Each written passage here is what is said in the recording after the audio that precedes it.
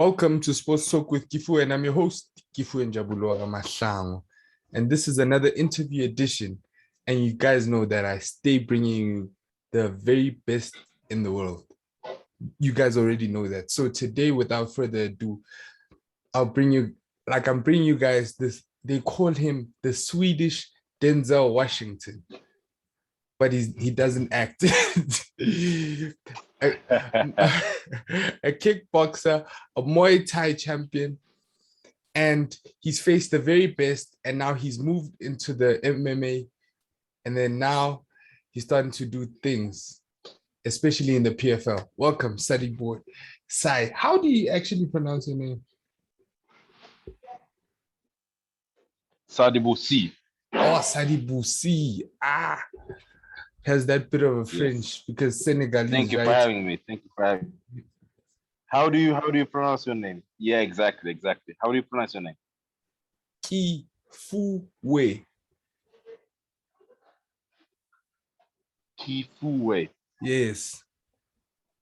Given. Basically, it's given. Nice. That's what it means. Okay, gotcha. Yeah. So how was life growing up in Sweden, given that you were Senegalese? To be honest, it's been great. All in all, it's been great. I love Sweden. Sweden is home. Sweden is like, for me, I always gonna stay connected to Sweden. And since growing up, of course, there's been situations and things of like instances where I can feel that I'm a black man growing up in Sweden, like, right? But I'm a guy that always trying to not look at things from that perspective. Yeah, exactly.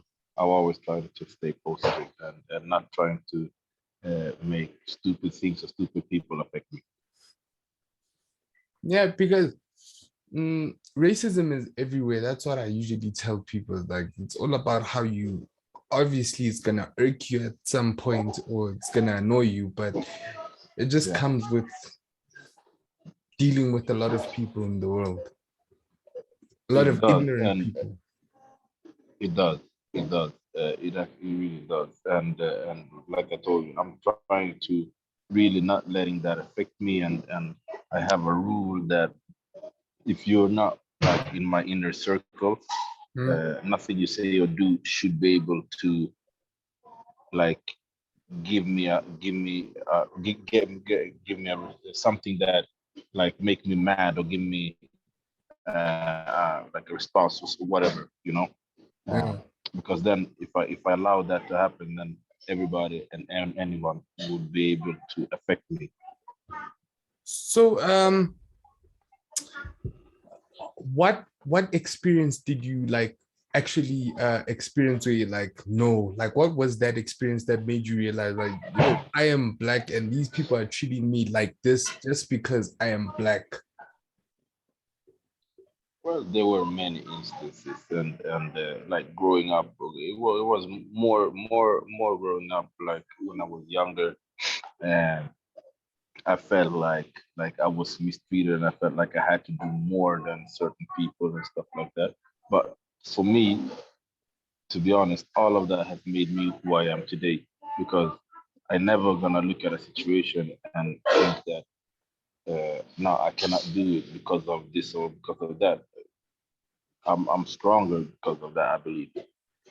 So like having to run more or having to do more than some other guy has made me who I am today. So I'm just I believe I'm fortunate for that. So being born into a very athletic family as you were, and I get that what's this? Trials usually make us stronger so that we have tribulation. They make us who we are, and the more I've gotten that people that complain a lot usually don't achieve a lot.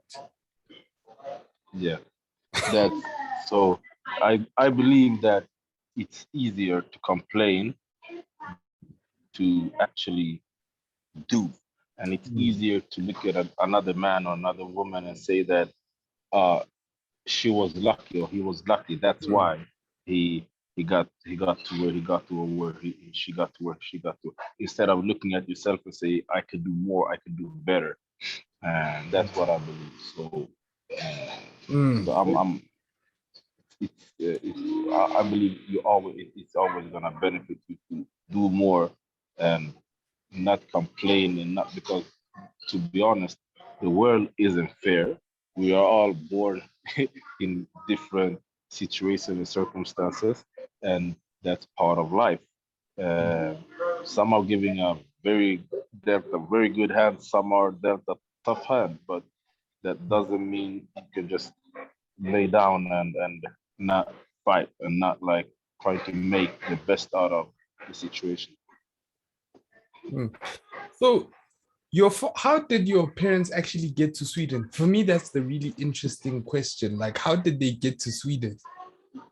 Yeah, so it was my father first. He came in the late 70s through Paris, and then from Paris he had a Mm, car, so he went through Europe, and he came to Sweden, and he wasn't gonna stay there, but a friend of his, a guy that he knew, just asked him to come over to Stockholm, uh, and after that he got stuck over there, and um, at that time, um, it was not unusual for your family and like for two families to pair two people together, right? So his family mm. said that they had a woman for him back in Senegal. So he brought my mother a couple of years later. Yeah. Are your parents still together? No, they are not. They are not together. Uh, Unfortunately, my father is not here today, but my mother is still here. But they were divorced a couple of years back. Oh, but yeah, usually they last longer. Arranged marriages usually last longer than the ones Yeah, that. because they have a different mindset than we have today. I believe their mindset was, we are here and we're gonna go through it. Whatever, like getting a divorce wasn't an option, Mm. you know. Uh, but different times, I mean. Mm. So your parents end up being there, and then you're from a very athletic family, and everyone in your family was kind of athletic. Growing up, I read that you were actually you love playing soccer. So what stopped you from playing soccer or going further So with to it? be honest, yeah, that's correct. And uh, so I played soccer. That was my love. Like my if you asked me when I was young, what I wanted to be growing up, it was a soccer player, like hands down, right? And so what happened was I was gonna switch teams, change teams, Mm, and when I was like 13, 14 years old, something like, no, sorry, 14, 15 years old. mhm, And before finding the team that I was gonna change to, uh, I did a kickboxing practice. Uh, mhm. and after that first practice, I fell in love with kickboxing and martial arts, right? And so I just forgot all about soccer because I was 15, right? So Mm. the best guys in the country and the best guys in the world were, excuse me, were already at the high, like everybody, they were well known, right? Mm. And it's so for me, I was a good player, but I wasn't one of like the top in the country, over the top, like, so it was gonna be hard for me to like try to maintain, and be able to uh, Get to the use top. soccer as my job, right? Mm. And another part was me, as when I got 13 years old, I started to get problems with my sight and my eyes, so that affected my soccer. So So I just ended up trying out a martial art class, and the rest is history, man. So who made you go to that martial arts class? It was a dear friend of mine. We we went to school together, and he's been training taekwondo since he was a kid. So then the club that he brought me to was a taekwondo club from the beginning. And when I came there, they were going into kickboxing. So like in school, we had like a gym, and in the gym there was like a heavy bag, and we had some gloves. So we used to spar without any supervision and without anybody knowing anything. And he was like, "Man, you're good. You should come to class." And he's been on me for a while. And then when I didn't have a soccer team, I was like, "Yeah, let's try one practice out." And after that, I fell in love with it. And it's strange that your friend convinced you, whereas you had already a set party, like, this is what I'm going to do. And your friend was like, dude, you're actually better at this. Come. And that's a Yeah, nice thing, is that you were willing to open your mind to things that you were for actually sure, good at, that other for people sure, could for see sure. that you couldn't see. Yeah, exactly. I really appreciate that. And till this day, that's one of the things that he always tells people. He's like, "Yeah, I'm the got Sadibou to martial arts." Like he uses that as like a it's like a conversation opener or whatever. Yeah, man. So it's like, yeah, I'm the guy Uh, that found him. I'm the guy that found him. exactly, exactly. And the funny part is, like, I had no intention of like fighting professionally or anything like that, right? My goal was just like, oh, I love this one, and I love this, and it was, to be honest, uh, it was amazing because I was like a kid in a candy store because there were a whole new world open up for me, and there was so much things to learn, right? So I just wanted to. I went to practice. Before practice, I sat down after practice to watch the other groups and stuff like that. I was drawn to it, right? And like after a couple of months, I just started to compete. So did you win your first fight after competing, or did you lose? Yes, I did. Yes, I did. I actually won my. I don't know how many fights I won in a row, but my first loss wasn't actually a loss. I got robbed. It was in my first world finals. So I took silver in kickboxing. Um, in that one, I took silver, but I fought a Russian guy, and I just it was a very bad, like the referees. It was horrible, to be honest. But no, so um, it was. I remember it like yesterday. It's crazy. So did you feel invincible before that Russian guy? You really felt like, yo, no one can actually beat me. Yeah, like of course you always know that it's a fight. Anything can happen, right? Mm. But like the day I'm stepping into a fight thinking that no, I'm not gonna win this fight, that's the day I'm gonna hang up my gloves because then you already lost, right? Mm. So um but also of course you can have good circumstances and bad circumstances. In the media you're always gonna say that, oh, I'm in the best shape of my life, yada, right? But you cannot always be in the best shape of your life. Sometimes you've had an amazing camp, sometimes you've had a bad camp, and that doesn't have to correlate to the fight. Like I have bad camps and amazing fights. I had amazing camps, bad fights. Like uh, that's part of the evolution. But I believe that I'm still growing. I'm still getting better, and I'm looking forward to what's Mm. coming. So you move into you win various medals in kickboxing and in Muay Thai. So Yeah. when and you were in the Swedish national team for both. How did that feel? No, it felt amazing. It was very nice to represent Sweden in both kickboxing and Muay Thai, to be honest. And I was very proud of that because, like I said, soccer was my main, like my love, right? This was just something that I started, and wow, it was easy for me to see things and see, okay, if I do this, like I could watch my coach spar, Mm-hmm. and I could see what he did, and I was like, oh, I'm just gonna do the same as him, and that it works. So I evolved very quick, and that's why I stuck with it, because the thing was, I was just gonna do it until I find us another soccer team, But I fell in love with martial arts now, so I was hooked. Mm. So after doing that, you fell in love with it, and then now you actually start kickboxing for a career. How was that? How is that like? What actually made you pick? Okay, I get it, you loved it. So what actually made you start taking it professionally as like, okay, now I can actually make money off what I love?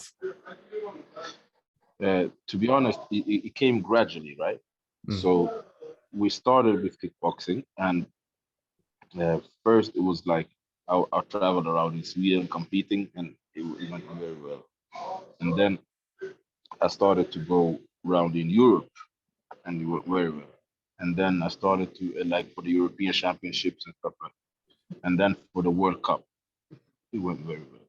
And then the same thing with, but now I was already established. So when I started with Muay Thai, I was already established. Right, I got into the national team by winning the Swedish national, like uh, the Muay Thai championship in Sweden.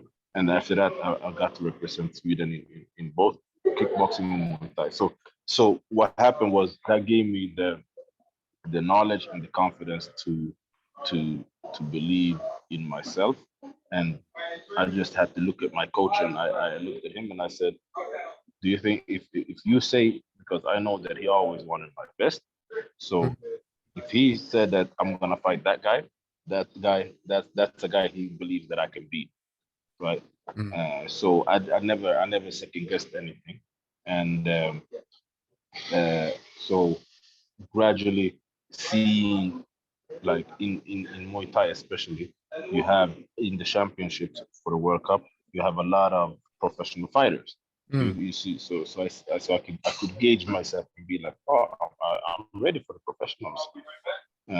So it came gradually, and and after that, I believe like I have a spectacular style. Like I have a let's say a fan friendly style, uh, which makes it uh, like for me like organizations like PFL, who I fight for today, Yeah.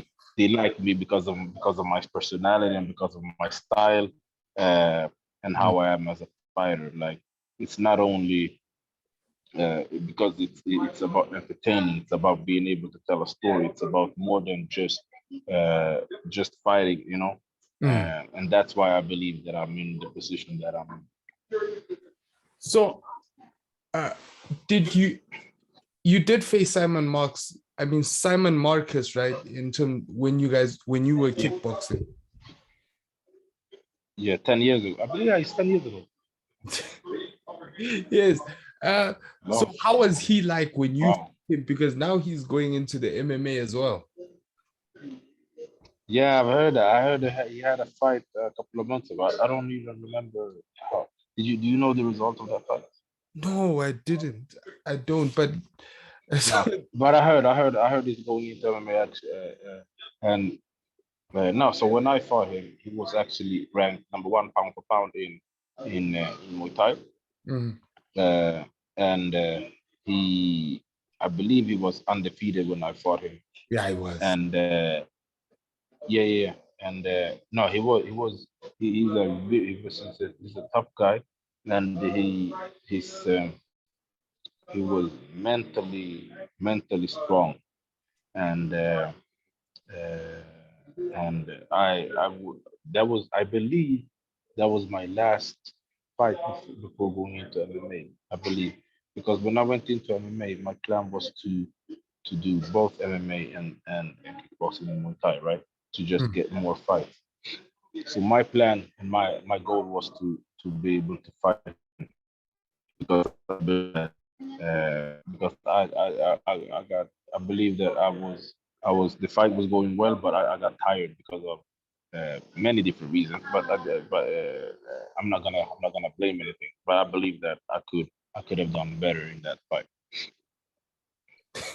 Or you just didn't, you would have gotten tired between doing MMA and doing Muay Thai, because actually also have to change your fighting styles, and the camps are going to be back to back to back, and you're Yeah, literally going to tire yourself out. yeah, and also the difference between MMA and boxing Muay Thai was bigger than I thought before going into MMA. Mm. I didn't realize that it was so much different, to be honest. Or you So th- if I were to Mhm. Say again. no, you thought it was going to be easy.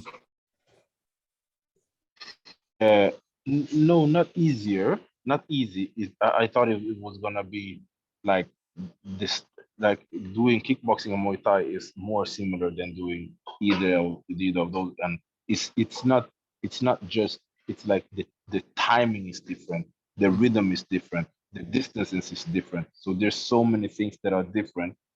Like not only thinking about the wrestling and grappling, right? That's the things that stands out. But like like there's so many things that are so different with the rhythm, and so um, go if I were to go back and fight in kickboxing and Muay Thai, I would need to like spend a lot of time getting back to that rhythm and getting back to that distance and getting back, you know.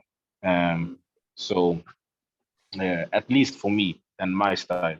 Uh, if some other guys, uh, they might not have the same issues going back and forth between uh, Muay Thai, kickboxing, and MMA.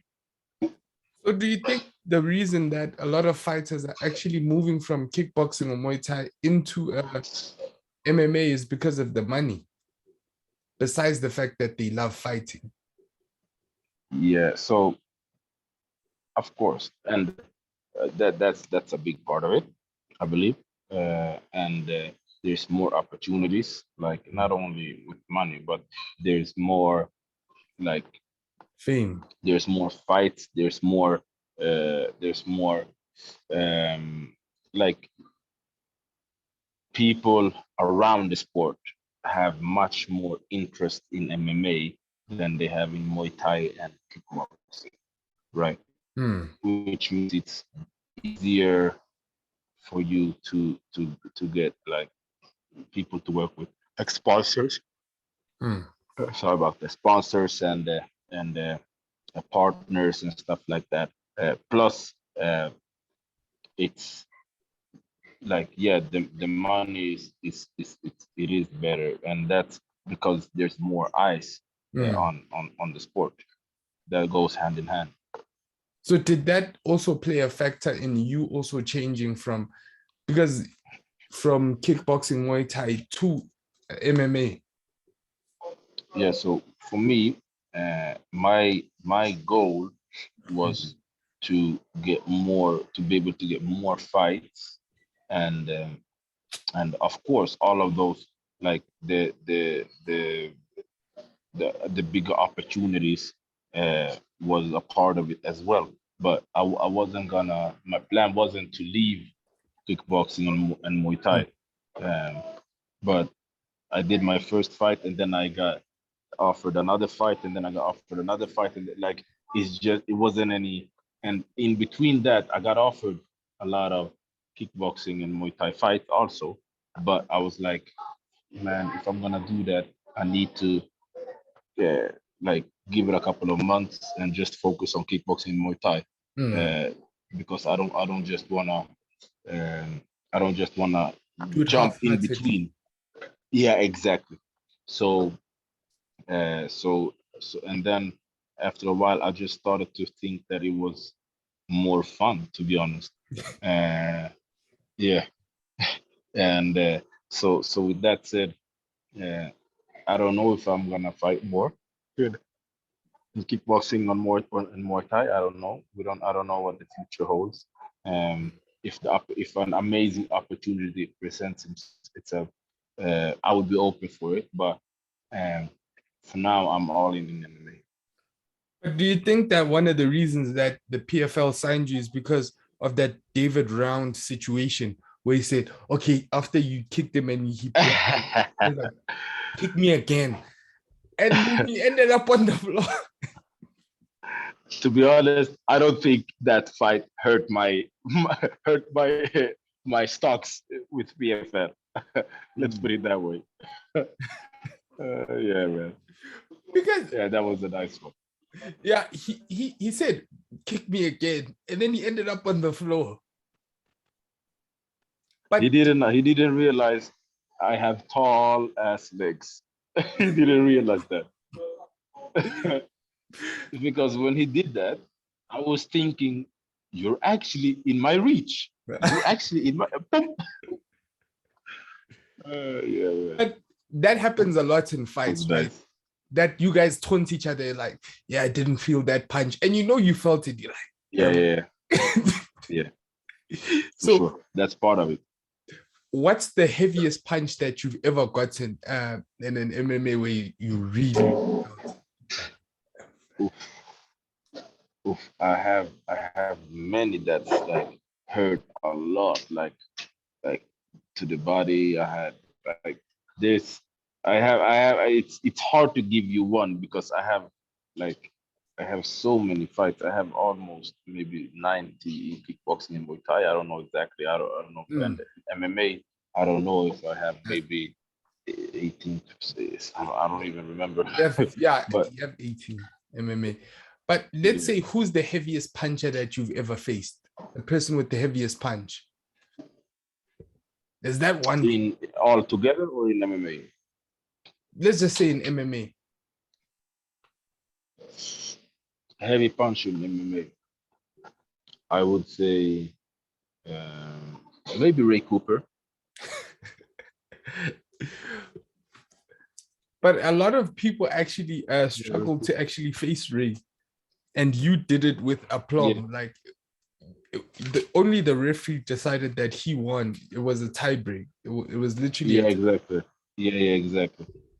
Exactly. That's correct. It was a draw, and I was so unhappy after that fight. Not with the decision because I didn't perform, but the thing is, so when we fought, it was a 2 round fight, Mm, and after that it was gonna be so it was the quarterfinals of PFL, mm, and after that it was the semifinals, which is gonna be three more rounds. mm, So the plan was to use a lot of boxing and save the kicks for the semifinals because even when you kick, you like it hurts so much, like you hurt yourself by kicking a lot, right?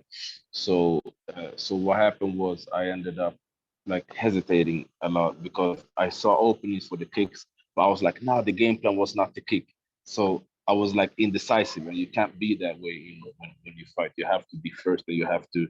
So that's why I was so unhappy with my performance, and I got the draw, but it wasn't enough. And the sad part was he knocked out both his semifinalist and finalist, and got the championship, like the belt for that season. mm. So that was tough.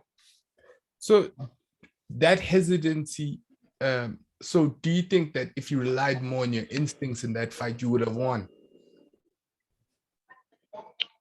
Uh, yeah, for sure. I believe so.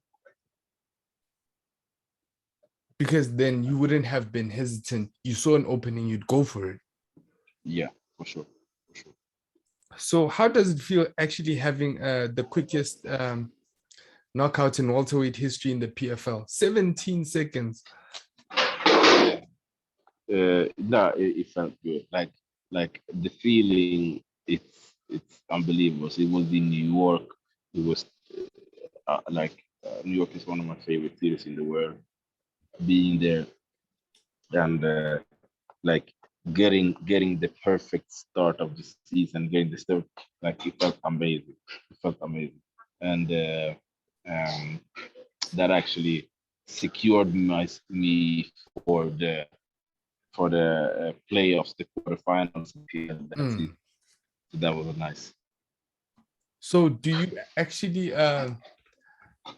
do you enjoy it more because now you actually, but you've always been traveling? How is life on the road? Do you ever even get to like chill, relax, or just be? Yeah, I like. Yeah. And I like, to be honest, I Mm, feel so fortunate. There's so many places in the world that I've got the opportunity to see and to visit because of martial arts, right? I've mm, been traveling whole world, uh, and now just to prove the case. I'm in Las Vegas here. mm. I'm here. I'm gonna be here for a while, training and preparing for the next season of PFL. Like it feels amazing, right? And sometimes it can get lonely. Sometimes it can get like um it can get like not boring, but like It's the you same can thing every day. it's yeah, exactly. That's what I'm trying to get to. But I always have the bigger picture in mind, right? There's nothing great comes without a big sacrifice, and Mm. now I'm actually feeling that I'm here alone in Las Vegas now, and like the training is amazing, but after practice, I'm in my apartment and staring in the walls because everybody back home in Sweden is asleep because it's 9 hour time difference, right? Mm. But I'm not complaining because I know why I'm doing this, and I know that the reward is gonna come because I'm doing what I'm doing it, and I'm here where I'm supposed to be, right? So no love life or none of that. Yeah. I actually, so I have a girlfriend that she's actually gonna come over in uh 2 weeks, maybe one or 2 weeks. She's come over from Sweden, so she's gonna be here for a while as well. So I'm happy for that. It's gonna be nice to have some company. And how did you actually find her? Because hey, a lot of the times when you start being a bit famous, then it becomes harder for you to actually find someone that that likes you for you. Yeah, I understand exactly what you mean, to be honest. And so, uh, like, I was actually married before, and maybe uh, almost 2 years ago, we separated, right? Mm, And I met this girl, and we started to hang out, and we enjoyed each other's company, and we let it come gradually. Like it took almost a year from when we met until we got together, right? mm, So we didn't force anything because I wanted to make sure it was for real, and she wanted to make sure it was for real, and we respected each other for who we are. And mm, like I've dated girls and had girlfriends prior to my wife mm, who had a hard time with my profession. Like it started out with like them being so like supportive and being like, yeah, let's go. Second practice today, amazing. And then after a while, they're like, oh, you're gonna train again? You already trained this morning. Can't you skip training and stuff like that, right? What about like and that's yeah. It's not always easy, but I understand that because it's it's I'm not saying that you have to be an egoistic person, but mm, what but you need to doing this, and this is a like being an athlete, and you have to watch your diet, you have to watch your sleep, you have to watch mm, like there's so many things that you cannot like you can't compromise with that, mm, right? which makes it hard. It's not easy to be in a relationship and someone and the girlfriend asks you, oh, so are we going away for like this winter? And your answer is like, I don't know, I might have a fight. You know, it's not it's it's tough. Stuff. Yeah, it's tough. And I get the part of sacrifice because look, it's what?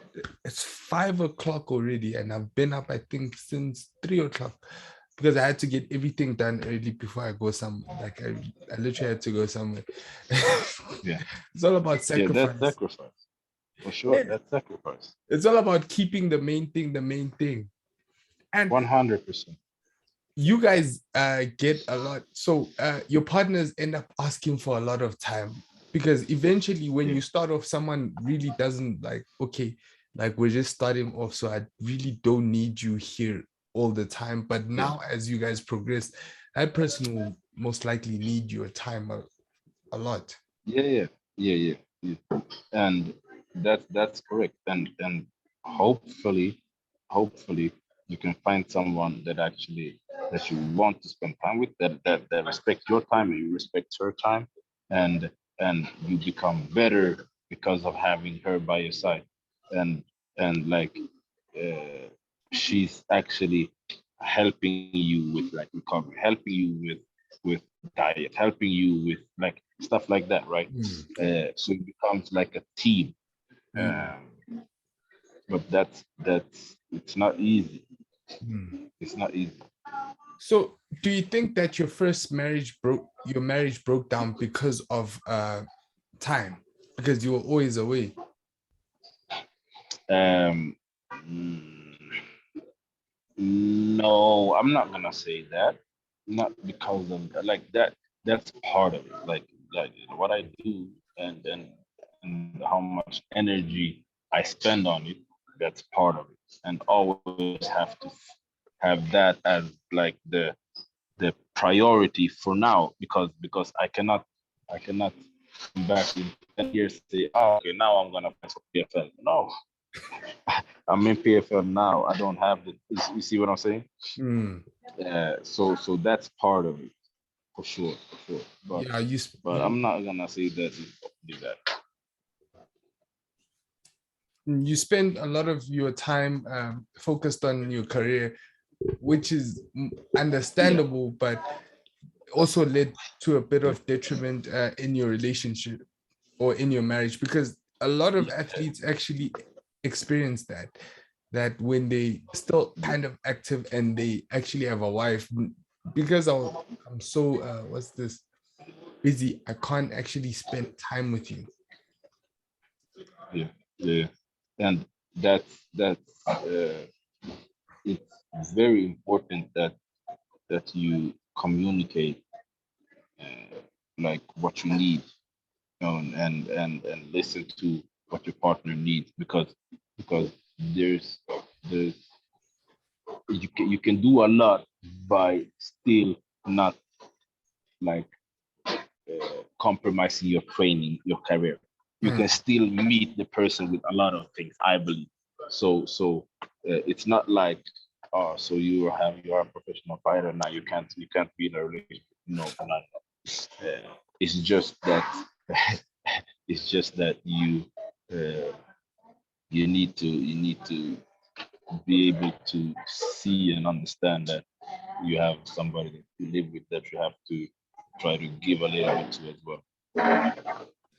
So now that you're a lot more famous, no DMs from groupies or whatever. Say, Yeah, of course, there's that, but uh, yeah, those things that they came a long time ago, and it's always I think it's funny and I think it's flattering and stuff like that, but um, I'm trying to stay focused. what's the weirdest DM you've ever gotten? Actually, like what's the weirdest DM you've ever gotten? Oh wow! So that was actually from a man. who asked if he could pay me to kick him in the balls. Yeah. Oh my. Like, so, like, he Yeah. why? It's so painful, even when someone doesn't kick you that hard. Imagine if someone is like gonna, Yeah. oh, and obviously you decline. You're like, okay. No, man. First, I asked how much he's gonna pay, and then no, I was just joking.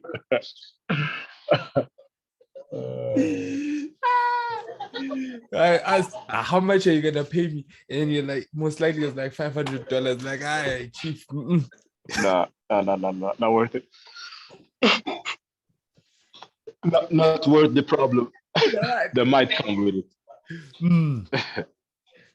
That's actually strange. I thought it would have been, let's say, a girl sending you nudes and like, nope. The guy was like, yeah, I've gotten that, but that's not so weird. You asked for like weird. the strangest thing. That one is really strange. That one is really strange. It really is. Oh, but what are your plans? Since you started training, how is, okay, since it was your first day at training camp, so how do you think this year is gonna go in the PFL? Because you've already gotten into the playoffs.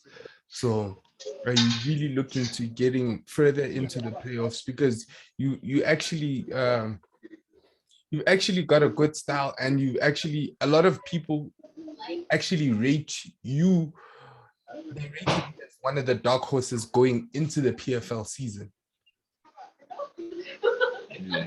Yeah, so I believe that I've been getting a lot better. The last season and the last year of training gave me a lot of experience and a lot of growth. So I believe that I'm a much better fighter today than I was last season.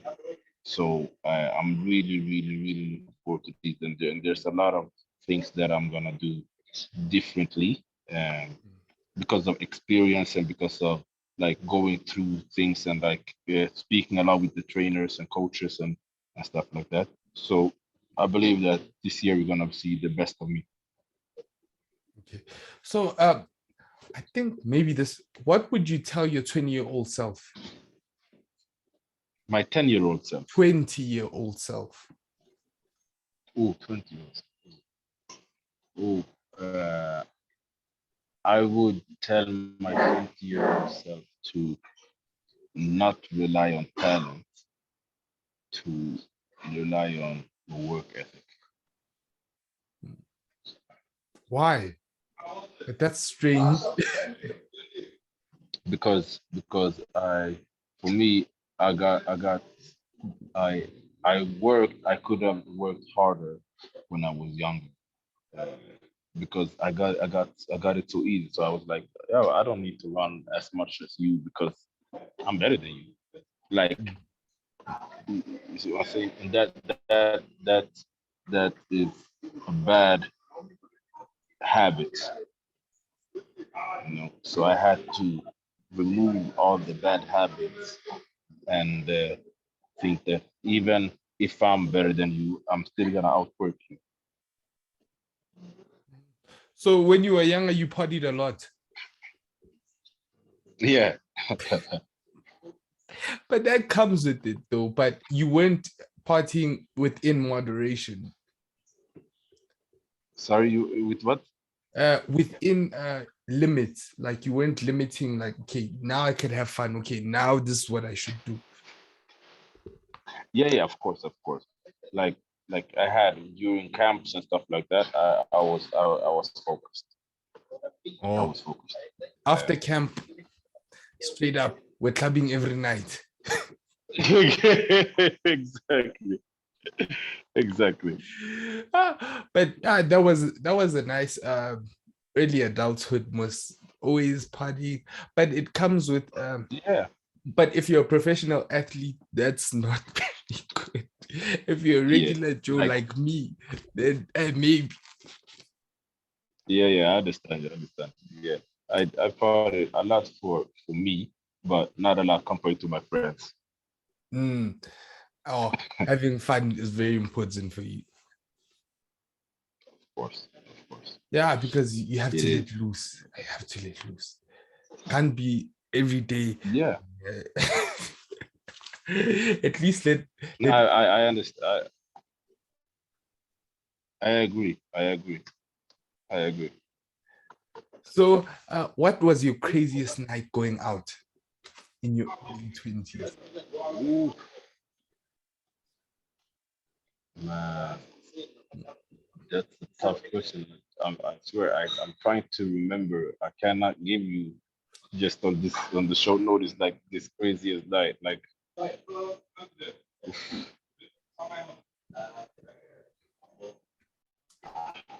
I'm drawing blanks, brother. Did you ever black Oh, out or I'm anything? not. Yes, not blacking out, not blacking out, but like party too hard, so I need to go home to sleep. Ah!